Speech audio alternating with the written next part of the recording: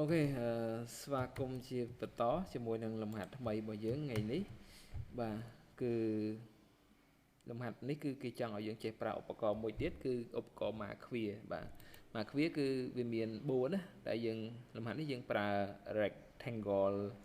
ម៉ាឃ្វាអូខេអញ្ចឹងដើម្បីធ្វើលំហាត់នេះបានតោះយើងបង្កើតกระดาษការ៉េមួយមកណាអញ្ចឹងយើងយក file យកពាក្យ new ហើយកระดาษយើងធ្វើឲ្យបានការ៉េឥឡូវយើងដាក់ទាំងប្រវែងនិងបណ្ដោយគឺទំហំស្មើគ្នាឥឡូវយើងប្រើតែ20 cm ទេបានទេណា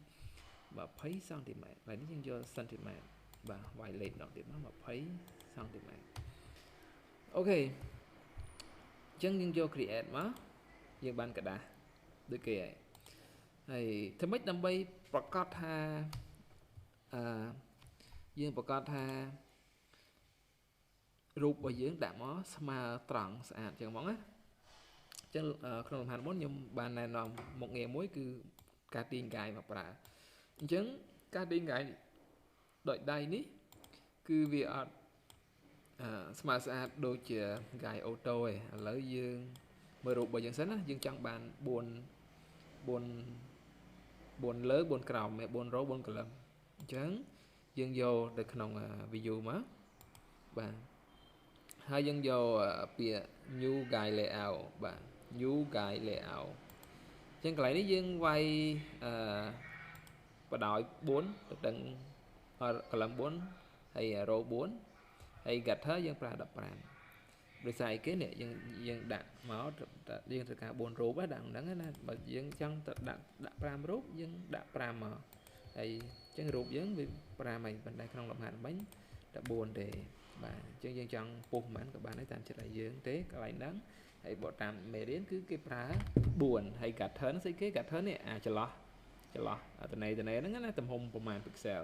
អូខេអញ្ចឹងយើងបានកระดาษកិច្ចការមួយហើយដែលមានរាងការ៉េហើយមាន guide 4 row 4 column ដូចរូបនៅនេះអូខេតោះឥឡូវជាបន្តទៀតយើងធ្វើម៉េចទៀតជាបន្តទៀតយើងទាញកាត់រូបចូលទៅហើយរូបយើងមិនការ៉េអញ្ចឹងទេរូបយើងមើលក្នុងលំហាត់មកបាទរូបយើងមិនការ៉េអញ្ចឹងទេរូបយើងវាមានចតុកោណកាយមានអីខ្លះអញ្ចឹងណាអញ្ចឹង select ធ្វើឲ្យបានការ៉េ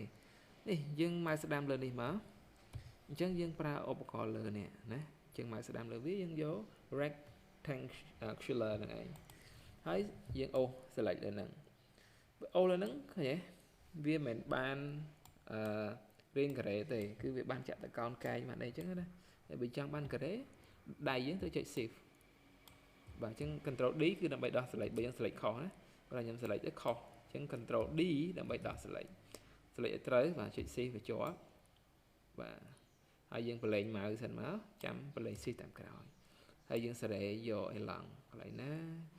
ចង់ crop តាមណាយកទៅយើងសេរី mouse ហើយឈរលើ move tool វិញឬក៏ចុចអក្សរ V ក៏បានដែរចាប់ទាញវាយកទៅដាក់នៅក្នុងលំហាត់របស់យើងទី1នេះ control ដកដើម្បីយើងអាចបរួមกระดาษកិច្ចការយើងបរួមរូបសិនមកចាំយើង control បូកដើម្បីឲ្យធំវិញហើយយើងនេះសេរីរូបឲ្យត្រូវមួយកន្លារបស់វាមក enter បាទរួចរាល់សម្រាប់រូបទី1រូបទី2ក៏យើងធ្វើដូចគ្នាដែរប៉ុន្តែបិទរូបទី1នេះចោលសិនទៅតែកុំ save បាទមិន save ទេរូបហ្នឹងយើងទាញរូបទី2ចូលហើយធ្វើដូចមិញមកបាទយើង select shift បាទរំកិលយកប្លង់ដែលយើងចង់បានឈរលើឧបករណ៍ move tool ដោយចុចអក្សរ V ក៏បានចុចលើ move tool ក៏បានហើយចាប់ទាញទៅកាន់សន្លឹកកិច្ចការរបស់យើងព្រមវាតូចហើយយើងសេរីរូបរបស់យើងឲ្យត្រូវជាមួយនឹងបន្លោះដែលយើងបានរៀបទុកបាទអញ្ចឹងសេរីវាឲ្យត្រូវទីតាំងហើយ enter មួយបាទអញ្ចឹងចូលហើយអូខេអញ្ចឹងរូបផ្សេងៗទៀតយើងធ្វើដូចគ្នាណាបាទហើយអញ្ចឹងមានអីទៀតដែលយើងអត់ទាន់ចេះបាទការចាក់ background នៅខាងក្រោយនេះ background ហ្នឹងពេលយើងត្រៀបរូបអស់ហើយយើងទាញ background ចូល background នៅក្នុង folder ហ្នឹងដដែលទេ nè bộ kia này chập tiền cho má hay tiền má bên đây là rụt bạn không phải chân bên đây là rút dương cho laser hàng sẽ đam đi các bạn và rư coi dương phải S7 các bạn rư coi dương vô Windows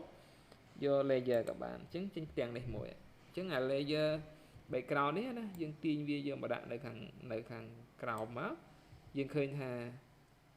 background tới hàng crowd rồi vậy và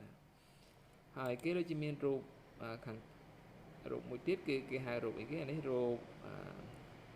cái lạ than và chẳng rụt nắng dương tin chỗ đà má tin chỗ là cái đá không to lắm nè và hai dương bịch rồi tạm năng tới hay rụt nó là bay khơi trang hàng cái đó dương trời sẽ để lại nè và dương vô một nào mùi để dương chẳng bàn lấy em vô lại chân đi tới hay opacity dương sẽ để sẽ đá ok rất có những anh đâu là mùi riêng tình ổn tịch bạn nhưng vô overlay đấy các bạn này bạn chắc làm hết TP đi phần năng này vậy để dừng